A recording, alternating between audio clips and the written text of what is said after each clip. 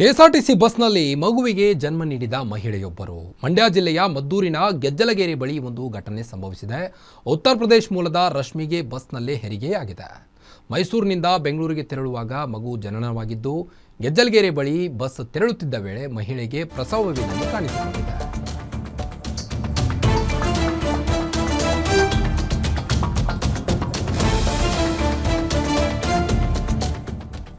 ಮಹಿಳೆಯೊಬ್ಬರು ಕೆಎಸ್ಆರ್ಟಿಸಿ ಬಸ್ನಲ್ಲೇ ಮಗುವಿಗೆ ಜನ್ಮ ನೀಡಿದ್ದಾರೆ. ಮಂಡ್ಯ ಜಿಲ್ಲೆಯ ಮದ್ದೂರಿನ ಗೆಜ್ಜಲಗೆರೆ ಬಳಿ ಒಂದು ಘಟನೆ ಸಂಭವಿಸಿದ್ದು, ಕೆಎಸ್ಆರ್ಟಿಸಿ ಬಸ್ನಲ್ಲೇ ಮಗುವಿಗೆ ಜನ್ಮ ನೀಡಿದ್ದಾರೆ ಮಹಿಳೆಯೊಬ್ಬರು. ಗೆಜ್ಜಲಗೆರೆ ಬಳಿ ಬಸ್ ತೆರಳುತ್ತಿದ್ದಂಥ ವೇಳೆ ಮಹಿಳೆಗೆ ಪ್ರಸವ ವೇದನೆ ಕಾಣಿಸಿಕೊಂಡಿದ್ದೆ.